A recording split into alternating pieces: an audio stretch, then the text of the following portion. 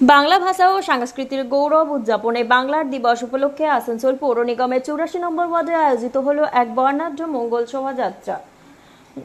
SB গোড়াই রোডের বিদ্যাসাগর ময়দান থেকে শুরু হয়ে ওয়ার্ডের মুখ্য রাস্তাগুলি পরিক্রমা করে শোভাযাত্রাটি শেষ হয় তাদের নিজস্ব কার্যালয়ে। এই শোভাযাত্রায় এলাকার সাধারণ মানুষের বিপুল উপস্থিতি লক্ষ্য করা যায়। বিশেষ করে মহিলাদের স্বতঃস্ফূর্ত অংশগ্রহণ ছিল চোখে পড়ার মতো। বর্ণাঢ্য সাজে সজ্জিত হয়ে তারা এই শোভাযাত্রায় অংশ নেয়, বাংলা সংস্কৃতির প্রতি শ্রদ্ধা ও ভালোবাসা জানিয়ে। অনুষ্ঠানে উপস্থিত ছিলেন আসানসোল পৌর নিগমের 6 নম্বর ওয়ার্ডের বড় চেয়ারম্যান এবং ওয়ার্ডের কাউন্সিলর চিকিৎসক দেবাশিস সরকার। এছাড়াও উপস্থিত ছিলেন সমাজকর্মী বর্ণালী দাস, চিকিৎসক শর্মিষ্ঠা সরকার সহ আরও অনেকে। বাংলা ভাষার মর্যাদা রক্ষা ও নতুন প্রজন্মের মধ্যে ভাষা ও সংস্কৃতির প্রতি ভালোবাসা জাগিয়ে তুলতে এই শোভাযাত্রার আয়োজন বলেই জানান আয়োজকেরা। শোভাযাত্রার মধ্যে দিয়েই বাংলার দিবস উদযাপন যেন এক মহামিলনের রূপ নেয়।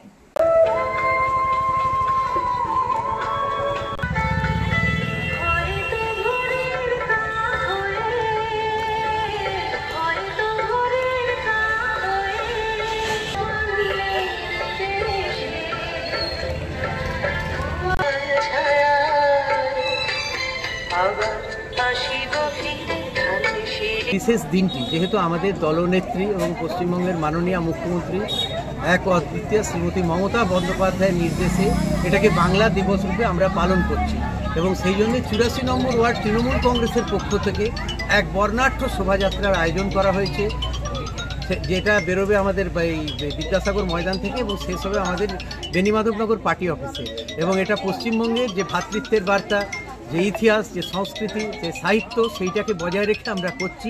এবং এতে আপনি দেখবেন যে পশ্চিমবঙ্গের যেটা মূল বার্তা, সকল মানুষের এখানে সহবাস হয়, এখানে সকল জাতির মানুষকে আপনারা দেখতে পাবেন আমাদের এই বর্ণাঢ্য শোভাযাত্রায়। নববর্ষ উপলক্ষে কেমন লাগছে? খুব ভালো লাগছে। এর আগে কোনোদিন এরকম অনুষ্ঠানে আমরা অংশগ্রহণ করিনি।